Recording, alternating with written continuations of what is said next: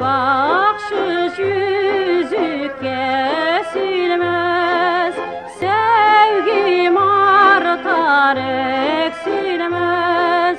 Bir tane değil nicesin kar, sen birisi sana benzemez. Men Zeynep Lumanova, bu kitapta Zeynep Lumanovanың so'nggi konserti. Nasılki o o'zining tasavvurunda xalqına so'nggi konsertini berganini tasvir ettim.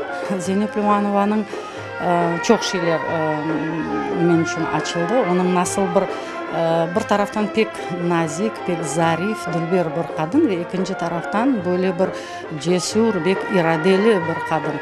Sanaga alып bargan yolu 25 yıldan ziyade uzasa da o o'zining maqsadına erişti. Bağa bardım nar için, gül kopardım yar için. Yaş yüreğim mahrur oldu bu bahtlı aylar için.